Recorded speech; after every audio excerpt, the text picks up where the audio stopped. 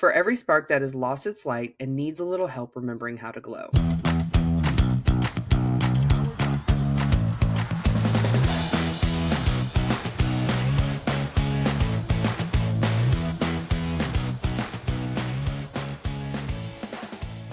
Welcome to Booked with Jess, a podcast where two readers named Jess yap about their current reads and favorite books. Today we will talk about Book 2 in the Kindred's Curse saga, Glow of the Everflame. Okay, before we do, we just need to tell you guys that we have the giggles and we can't say things right today and we're struggling, but we're here. So let's get the little things out of the way first. What are you currently reading? I'm in book 3 in the Windy City series. Windy City, is that So Windy City? Which one is it? Windy City series. It's Kai. It's Caught Up. Caught Up. Yes, book 3. That's what I'm in right now. I love Kai Rhodes. You love Kai? I love Kai. So we're gonna find out. I feel like my favorite is always gonna be whichever one I'm currently reading. And I just finished that one on Thursday, I want to say. I finished that, and then I had to read our book club book because we had book club last night, and I hadn't read it, and I actually finished that today. Jeez. We got to book club last night, and 3 of us had not finished it. 2 of us had, and we were just like, just spoil it for us. I don't care. Tell me what happens. And they spoiled it all for us. I'm like, okay, cool. I'll finish it tomorrow. It's fine. No worries. It's one of those situations where like you could ask, like you can. It was a thriller. It was Frida McFadden's The Tenant. Mm-hmm. And so like we were asking if our theories were correct. So that was nice. But I'm going to be starting this next though. So on to Mr. Isaiah Rhodes. I also really love Isaiah. Oh yeah, that's his brother. I just started Caught Up. Okay, so she just started like babysitting. Like just started. Okay. So I'm still really early. But I don't know. Okay, I will say, like, if I'm going to pick out a romance, I'm not going to pick out a single dad one. Really? As a parent, okay? I say this. Fair. I don't. Maybe it's because, like, I'm reading to escape my children that I won't want to read about a children or another parent. Whereas I am single and cannot have children. Therefore, a single dad romance is my vibe. Right. Yep. So we'll find out. So far, it's been really good, but I just started, so I don't know. I feel like you're going to really like Isaiah. He was really funny so far at the beginning. Are you doing audio or physical? Physical. Well, okay. Kindle, but yeah. Yeah. Same thing. I'm on my Kindle reading Children of the Gods. It's the second book in the War of Lost Hearts series, the Carissa Broadbent one, Daughter of No Worlds. Okay, yeah. I'm 29% into that, but I'm to the point where I'm like, I'm staying up later to read because fantasy. So I've had to switch to whatever romance I'm reading on audio to make myself sleep. So I'll switch to I'll probably end up switching to play along at some point and switch back and forth between physical and audio. Yeah, but I can't do that. I wish I could. Not actual physical. I will not be actually opening those books because those are the indies. I've never seen someone snatch something off a shelf so fast in my life.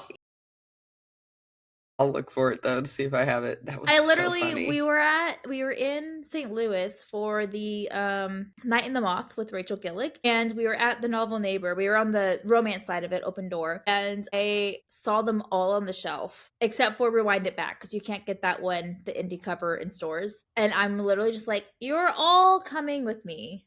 All 4 of you. Other books are like falling over because she took such a big stack.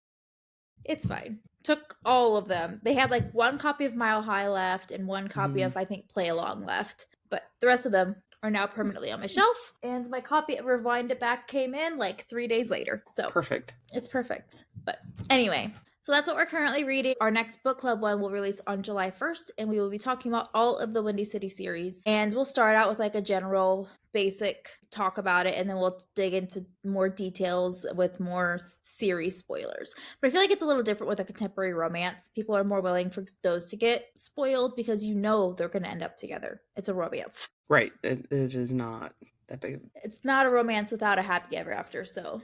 Agreed. All right. Are we ready to dive into Glow of the Everflame? I guess so. The only spice chapter in this book is chapter 11, and it's more of like implied than actually happening. I was going to say, wait, what spice chapter? Chapter 11 is a spice scene that does not involve Luther. We won't get any of those until book 3. Wow. I gave this book 5 stars. I think I gave it 5 stars too. I'm pretty sure. I'm pretty sure I gave it 5. It might I'm have here been for the 4. world building. Yes. And this book had a lot of world building, and that is my vibe. Yeah, I gave it 5 stars. To not give something Whoa. 5 stars is like really hard for me, Yeah, though. 5 stars. 4 or Same. 5 stars, Like, I please. have to really, really not like it. I'm pretty sure the first time I read Spark, I gave it 4 stars. And then after my second read, I was like, no, this is 5 stars. Yeah. I was just being very critical. That is something like one of my friends who's like starting out in her book talk journey, and she's read all the good, like the really good ones so far. So now she's kind of reading some not so great ones compared. And I'm like, did you enjoy yourself? Did you have fun? Or did you kick your feet at some point? You know, she's like, yeah. I'm like, then it was a good book. That's the whole point, is to enjoy it. Not every single book is going to make you feel like it's Throne of Glass or Fourth Wing or whatever your thing is. But if as long as you if I enjoy compared it, every book to Throne of Glass, they'd all be zeros. nothing would ever be 5 stars ever again. They'd be negative 5 stars. That's what they would be. Yeah. Goodreads rated this a 4.35, which is crazy. It has like 160,000 ratings too. Yeah, because book 1 was 150, rated 4.19, so this went up from book 1.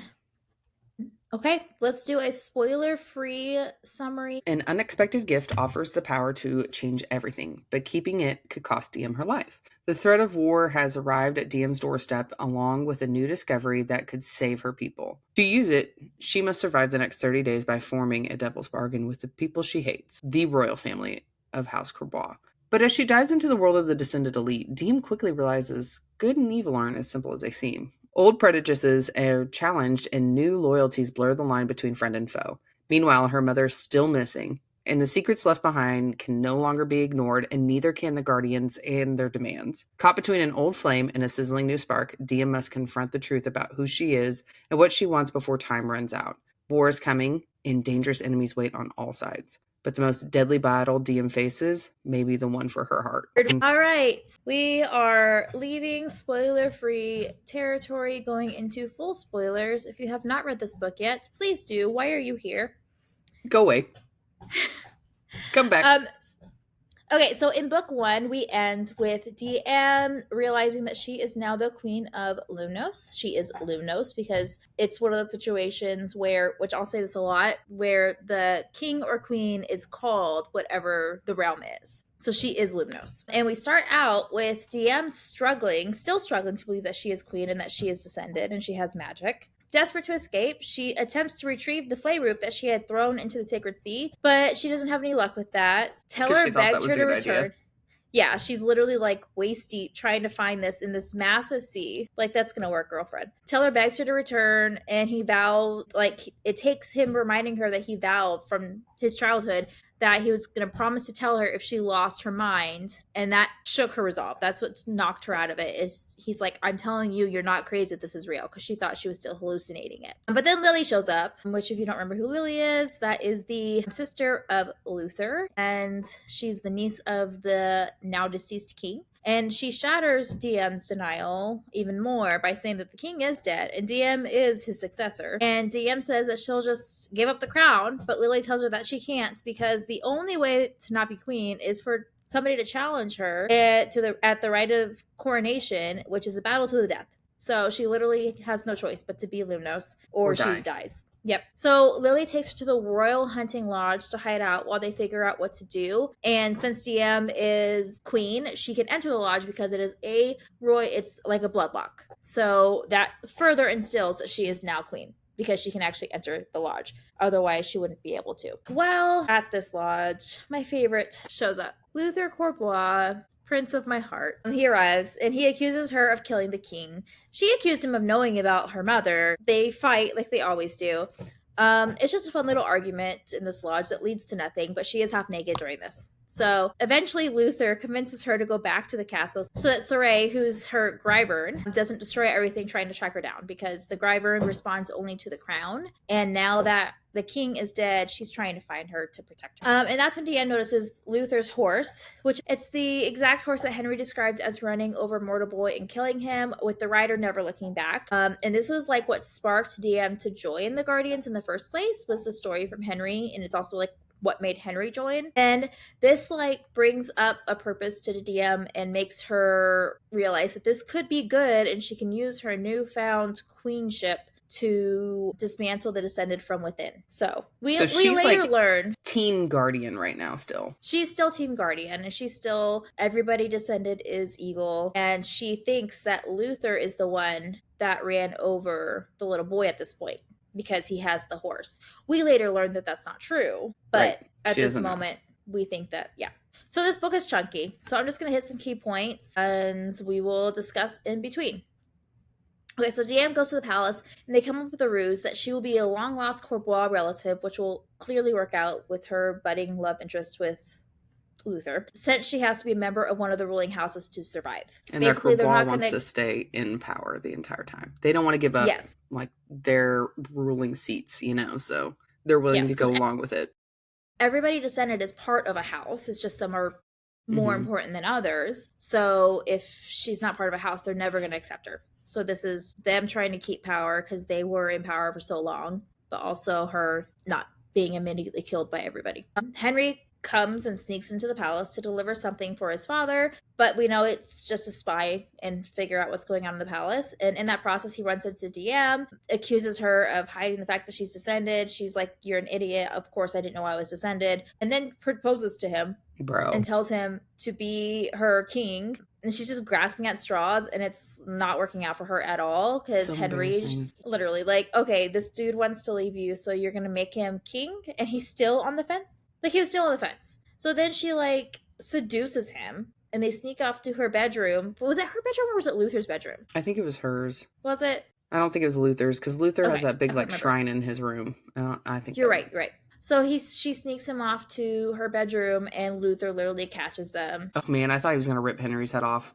I was like, get him. Get him. Like, dude, because he knows who Henry is. You know that he knows that Henry's part of the Guardians. Yeah.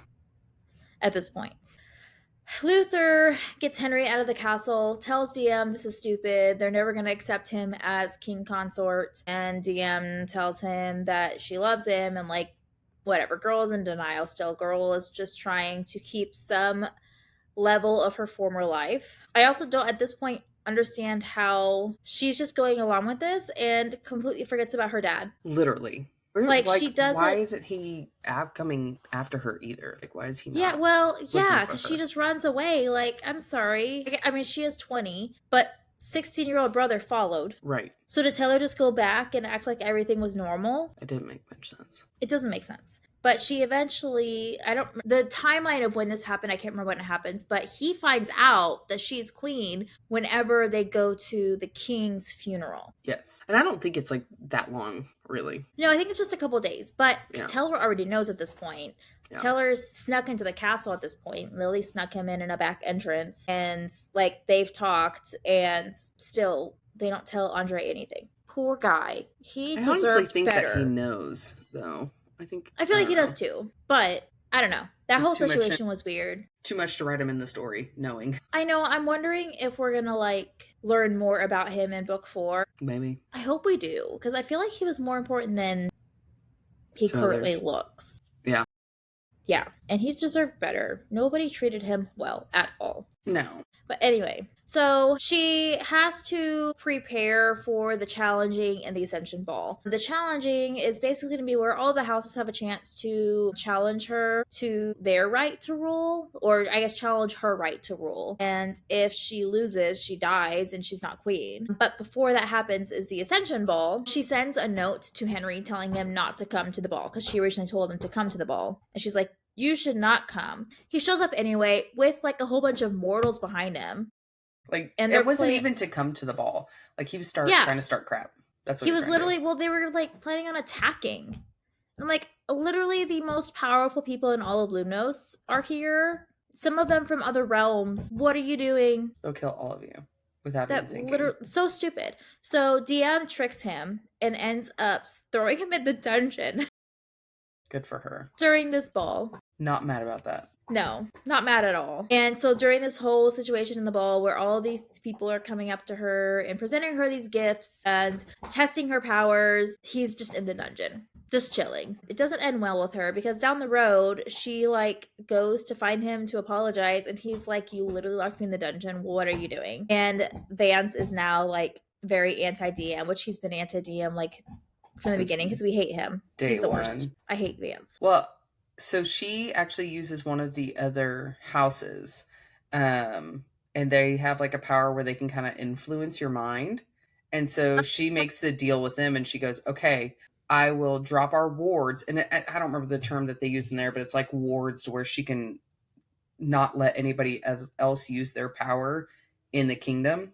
And she's like, I will let you guys use your power in here if you go out there and convince them to leave. It was Umbros. Yeah. She Umbros. asks Umbros to go out and convince all of the rebels to leave so that they don't cause issues. That's right. So her and Luther go and do that, but why that's happening, so Luther's doing his thing, like everyone's really like getting at her and she's kind of being snarky back. Instead of trying to win over like, was it like 10, 20 houses? 20 she's kind houses, of, yeah, she's kind of getting, she's kind yeah, of not, she's supposed to be meeting with these houses in the next few weeks to win them over so they don't try to kill her. Yeah. And instead she's being snarky back to them and not being very political. Yeah, she's not. And not doing a good job of appeasing the masses. Not a politician. No, not at all.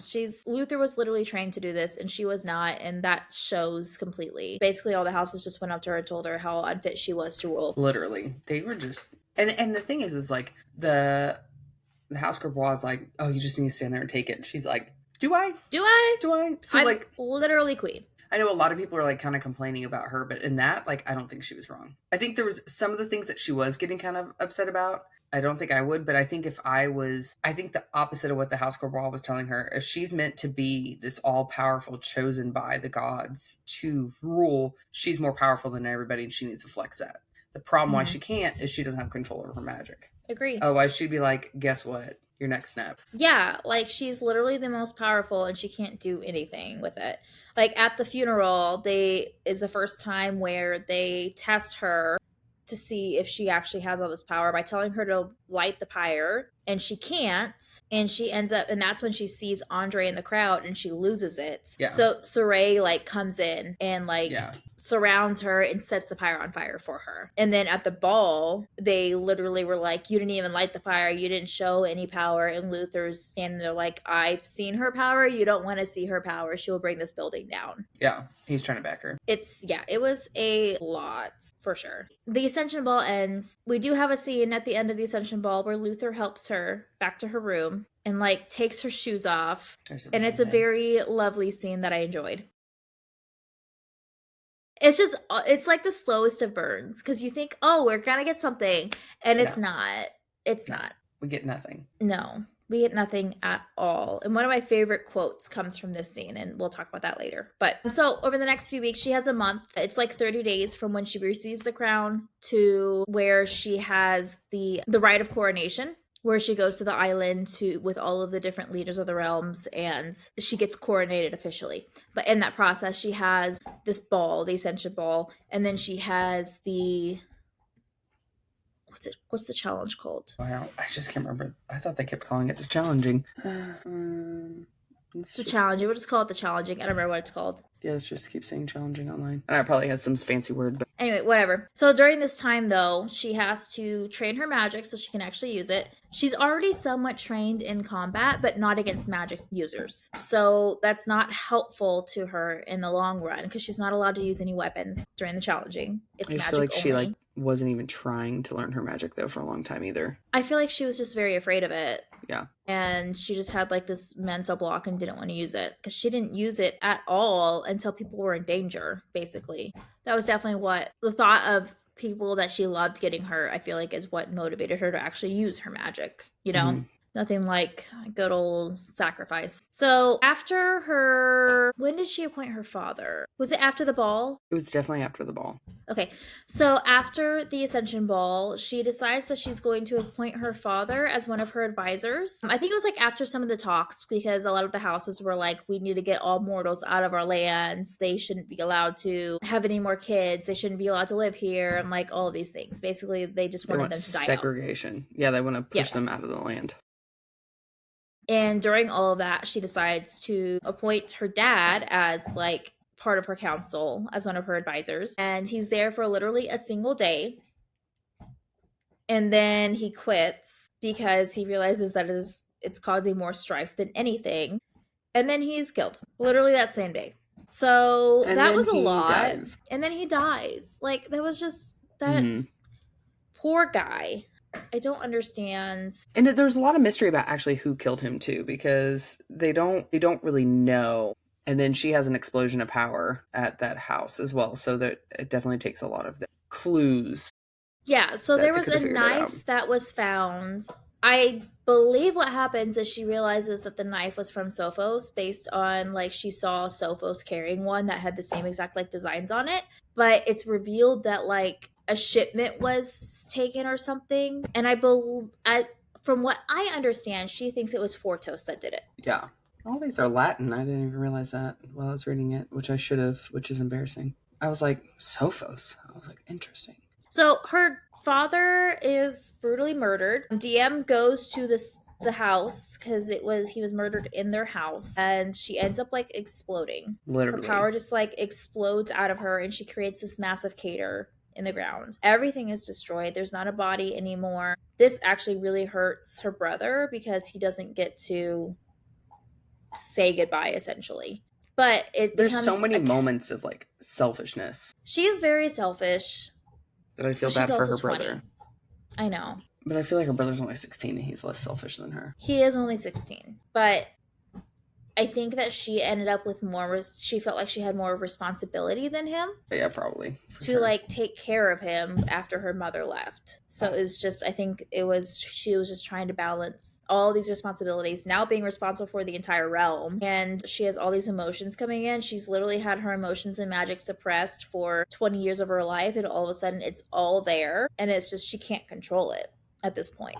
There's no control of it. But it becomes the catalyst for DM to fight for justice and protect the vulnerable. So instead of doing what whoever killed Andre, I assume, wanted her to see this and be like, okay, well, I guess I'll back off, it caused her to double down on, no, we're going to protect all of the mortals. See, I thought that I felt like there was two sides. Like, I thought the Guardians could have killed him, or it could have been the Descended that could have killed him. I agree. Like, either way, like, Vance could have killed him. I think it could have been Vance. I think it could have been House Hanover. Yeah.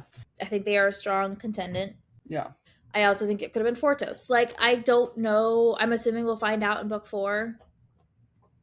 But it's not clearly stated. She just keeps putting these pieces together of, I think it's this person, I think it's this person, I think it's this person.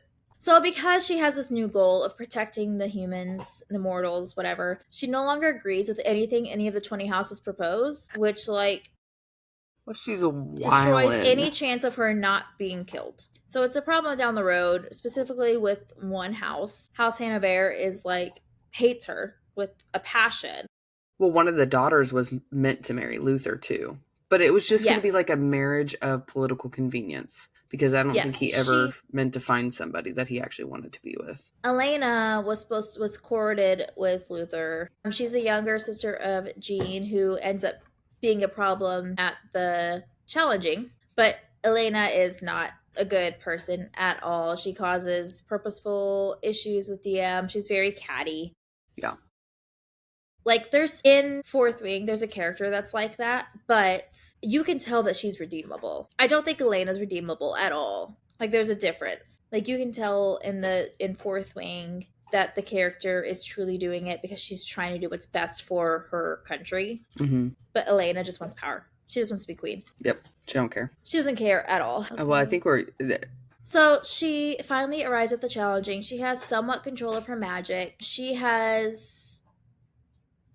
They honestly have no idea at this point if anybody's going to challenge her, but they don't think that they will. She goes in, is basically in love with Luther, but hasn't, like, neither of them have actually professed anything. Well, she hasn't. He kind of has. She hasn't. And she goes to this challenging, and literally every house challenges her, down to the tiny little ones that nobody thought would be an issue. Oh my, that was, I didn't see that coming at all. That was really surprising to me. I thought that House Hanover would for sure, but I wasn't sure about the other ones at all. But then it gets worse, and Luther challenges her. And then she's like, oh my god, is he doing this to kill me? Is he doing this on purpose? Blah, blah, blah. And we're literally like, that's because he's trying to sacrifice himself. But she's like, he's betraying me. Homegirl just does not get it.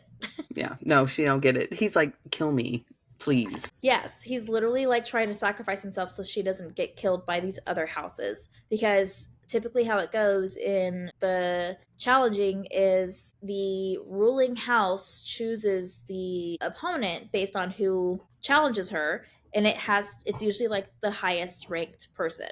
Mm-hmm. Like the most powerful. But what ends up happening, Remus tries to choose Luther, except Remus is currently real mad at the whole situation because they had made a blood bargain. She would let him continue to be regent, and he would make sure that nobody in House Corbois challenged her. So as soon as, and like what happens if you break it is he lost his magic.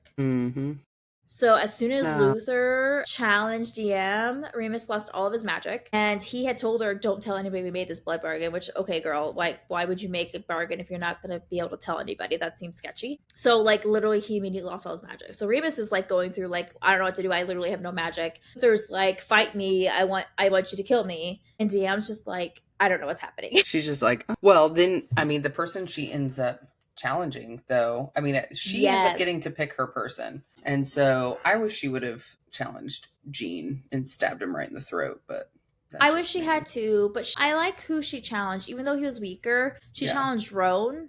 I think it's Roan is how you say his name, who is the man that killed the little boy and his mother in the alley when DM tried to kill him. And they end up fighting. She is struggling to do anything else besides use her shield, and she eventually figures out how to use her magic. I think it's like on the helped her. Brink of death.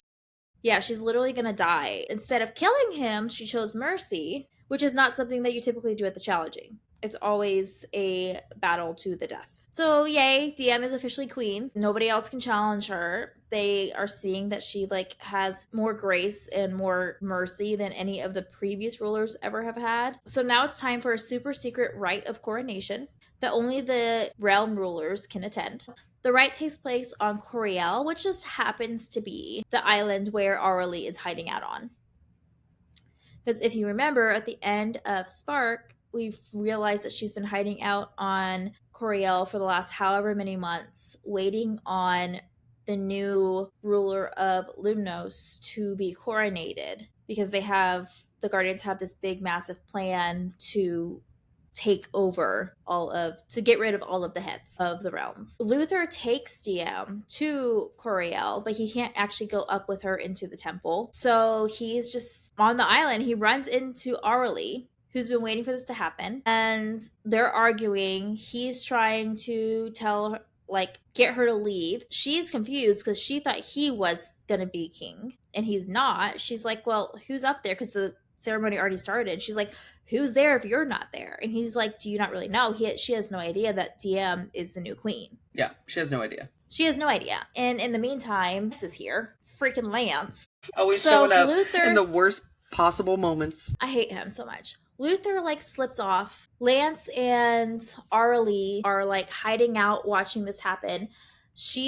Lance is like, I have to tell you something. And Aurelie's like, hold on, wait, it's almost time.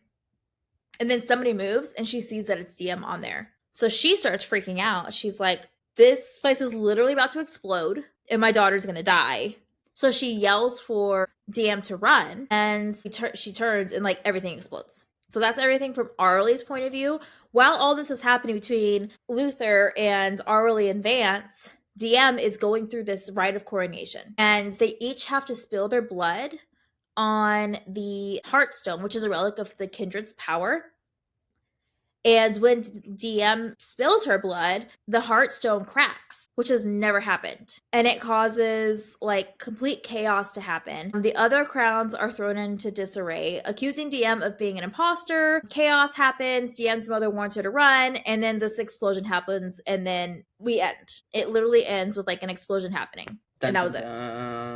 I would have hated to have read this book, and I mean, I literally know how it feels because book 3 ends even worse. But to have like, this is how you end book 2, and you have to wait for book 3 to be published. Literally, I will say, whenever she's sitting there trying to do the coronation, Fortos is there. All the realms are there, and Fortos is like giving her a really hard time too. So Umbrosa, though, she's just being like, I know things that nobody else knows. No. So, but then so is Arboros. Arboros is being weird because she's friends with Aurelie. Yeah. Yeah. Oh, yeah. So there's a lot of weird stuff happening. But also, there's a lot of weird stuff happening. Don't trust any of the other rulers. But Fortos makes it very known that he's like, well, why are you here? Mm-hmm. I don't understand. So they don't complete the coronation, technically. So, and the coronation that they do every time, like they do these certain rituals at every time, and it's supposed to restore balance to the realms, is what they say it does. Yes. So it didn't get done. It didn't get done. So balance is like thrown off, which we'll see in the next one is causing all kinds of issues with people's powers coming in and out. Yeah. During this whole situation, Montios is also being weird. He is he's looking at he's her. An older dude, and DM tries to like help him up, and he just kind of like ignores her. But then he whispers something at the end. Do you remember what he says? Mm-mm. I feel like this episode is all kinds of chaotic. There's a lot that happens in book 2. There's a lot that happens. It's a long book 2 is chaotic. Okay. That's true. I forgot there was a bonus chapter. Montios is the one that calls her daughter the Forgotten. So that is being... So more people are saying like ominous stuff to her, basically, which everyone has been for a while. Yeah, all of these... Well, because the kindred can talk to their crowns, like through their heads. So Montios like whispers to her, good luck, daughter of the Forgotten. Like he knows. We find out later that he knows he's going to die. And that she's going to end up with his crown. So... Yeah. Thing that you want to talk about pertaining to this book as far as like theories, thoughts? So theories wise, I think that obviously her and Luther are going to end up together. Duh. Yeah, obviously. Let's start there. I also think that her and Henry are going to have like a big like falling out. Well, they kind of had a falling out, but it's going to come to a head. Like everything's going to come to a head. I want Luther to be involved. I want him to say some out of pocket stuff to him. That's what I would love to see. Here's the problem I have with Henry. Penn likes Henry. He is one of her favorite characters. Why? She says he's not as bad as we think. No, he is. She said... He gets worse in book 3. Are you kidding me? Well, I know. She said that he wasn't that bad, and then somebody, like... She's like, I wanted people to know from book 1 that he wasn't endgame, but she took it too far, and now people hate him, and she didn't mean for that to happen. Yeah, he's terrible. So she likes Henry a lot. Oh, no, just kill him and get So over I do it. think that he's going to end up, obviously she's not going to like him if he's not going to end up being helpful. So I feel like he's going to end up coming into play in book 4. Yeah, probably. He's probably going to save the day and try to redeem himself, have some kind of character arc or something. I don't know. Yeah. I do think that he cheated on her, and that was rude. Well, yeah, I think that... But she also kind of cheated on him, so... Yeah. I just think that they should have never been together. I do think that they will. So she's had to kind of battle all these houses. And so now that she like went through her challenging and she won, so they're like, that problem should be solved. I don't think it's solved. And then I think that she's also going to have issues with other crowns now. So it's like she's going to constantly having to be proving herself, but she still doesn't have a good hold over her magic. Yeah. So I think that as long as she really develops her magic and doesn't just throw that away, I think that will get a lot better. But those were, when I was reading it, those were kind of my biggest things that I was thinking about. And then I was like, so what do they do with the mom? That was also something else where I was like, so now what with the mom? Yeah. What do we do with her? There's a lot of things that, like, the end of this book, I mean, I was thankful that I could immediately start book 3 after this. Yeah. Because it just leaves you, like, with all of these questions, like... You don't have a freaking clue either what's really going on. She's so good at a cliffhanger. Yeah. She's so good at a cliffhanger. We love and hate you for it. And, like, we know that DM's going to survive, obviously, because she's, like, we're in her head. Yeah. But we also know that she's not afraid to kill people. Yeah, obviously. Dad's dead. Yeah, literally traumatizing. So, all right, some of my favorite quotes. One of my absolute favorites, I made a sticker out of it. Burn my queen, glow so bright the darkness trembles. Love. Luther says that to DM at the challenging. So that was like his like, go kill her. And burn my queen, glow so bright the darkness trembles. Get in there, sport. Yep. This is what he says whenever he takes her shoes off after the Ascension Ball. I want every breath, every laugh, every tear, every taste of your mouth, every inch of your skin. I want to kneel at your feet, soak in the blood of your enemies, then worship your body until you scream my name. Damn. Yes, DM, I want to serve you in every way a man can. So this was okay. This was, she was like questioning whether he was just serving her because he felt like he had to because she was queen, or if he actually like cared for her. And that was his response. And then I like the Phoenix representation in these books, because in book 1, Aemon tells her that the Phoenix is important, but then she says, like, it's important to House Courbois, and then she says, everyone says this Phoenix represents dying and coming back as something new, but I disagree. I think it's a symbol of surviving when the world burns around us. It's a reminder that no challenge can destroy the parts of us that truly matter. We're not reborn in the flames, we're revealed. So I really like the "we're not reborn in the flames were revealed." And then one of my favorite lines from DM, "I am yours, Luther Courbois, scars and all." Oh, yeah, that is such a big point, that he's got a lot of scars that they can actually, healers can remove for them. So almost like a descended kind of plastic surgery thing. And among all the houses, like, all of them are flawless except for Luther. And so that one Elena girl, or Alani, or whatever her name is, she was like, when are you going to get those taken care of? Blah, blah, blah. And yeah, so it's she says that he promised big to do it when he became king. Yeah. Yeah. And like, he has like a scar down his face. Yeah. So it's a very big thing that she's accepting him for who he is physically, when that's something that everyone has made comments about his entire life. Yeah. And it ends up being like a whole thing where DM basically says scars are a good thing. They show you that you survived. They show people that you survived and you're a fighter. One of my other favorite lines from the challenging, "Let me do this for you," he begged. "I could hope for no greater death than this," where he's like sacrificing himself, and she is still like in the air about whether he's doing it because he loves her or not. Yeah, she's like, if I challenge you, you're just going to kill me in 1 second. So yeah.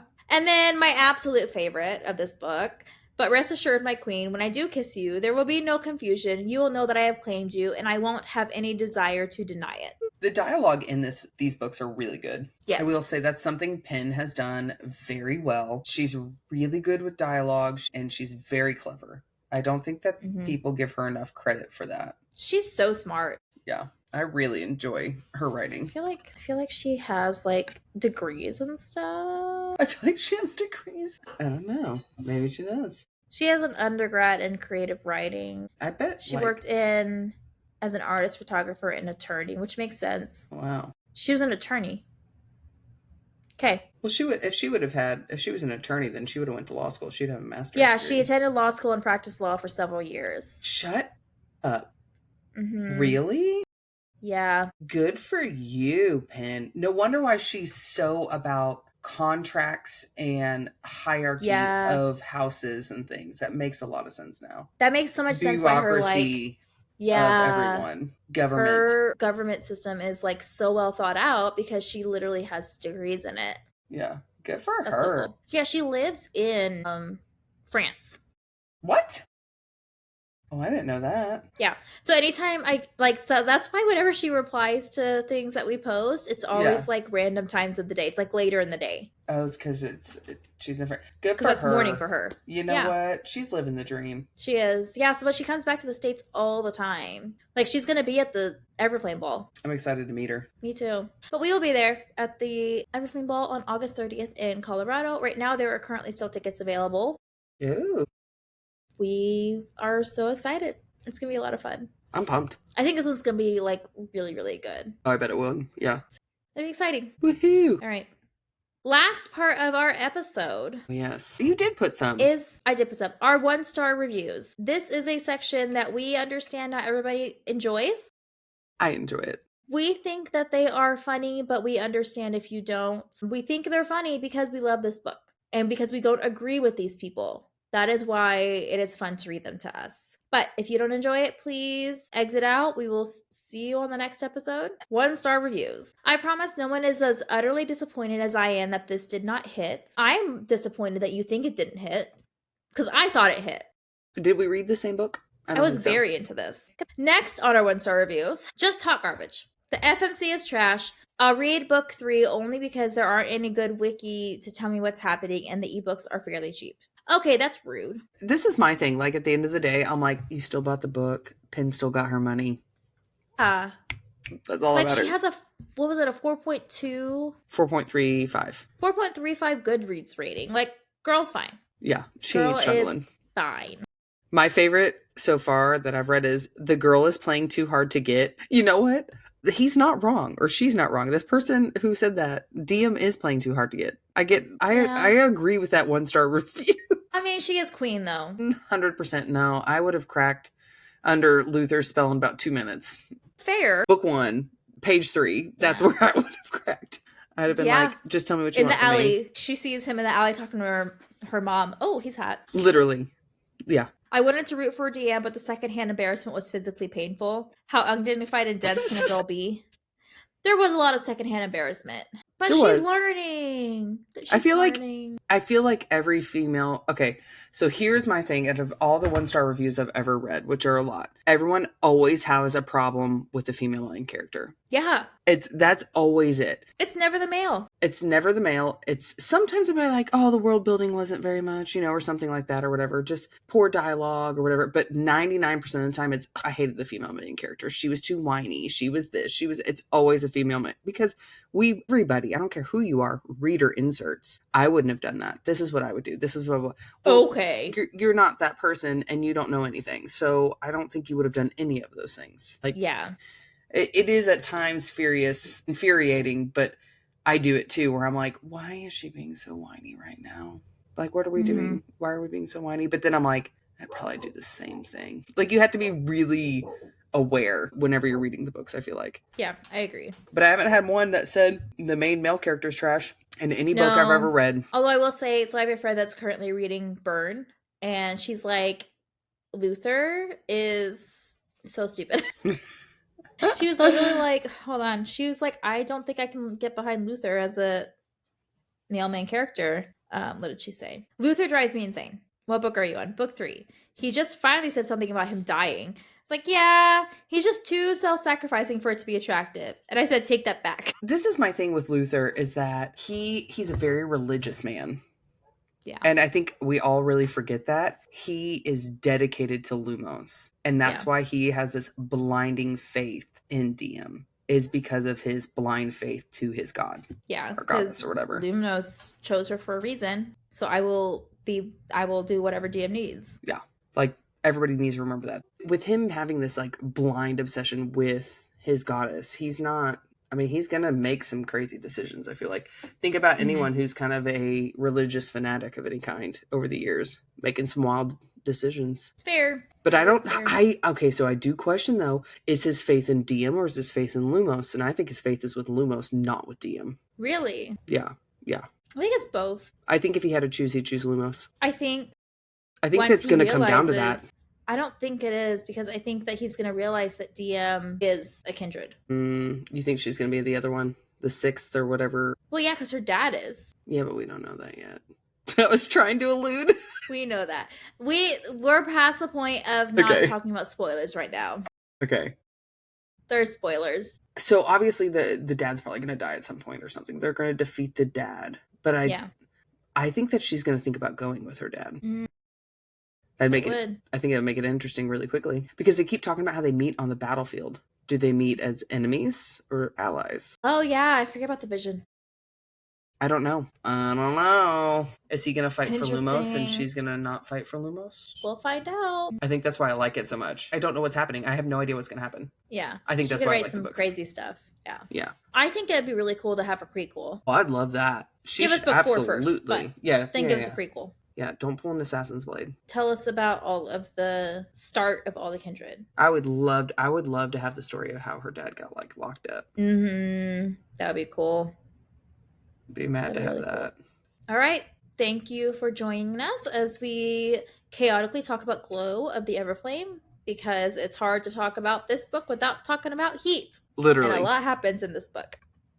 So we will see you in 2 weeks when we talk about the Windy City series. We're going to take a quick break for that contemporary for our July book club pick. And then we will finish out our Kindred's Curse saga 2 weeks after that with Heat of the Everflame, with all of the things, all of the theories. That's going to probably be a chunky episode. That's going to be a big one. That book is big. Yeah, that's going to be a hard one to condense. A lot happens. A lot of world building happens.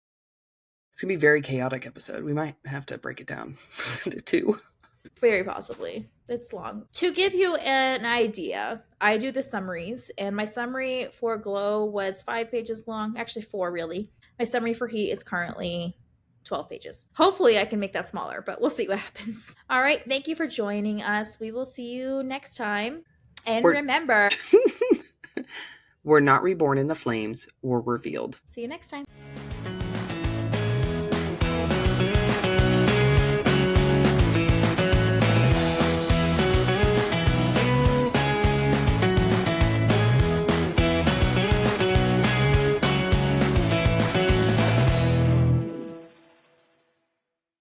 Struggling.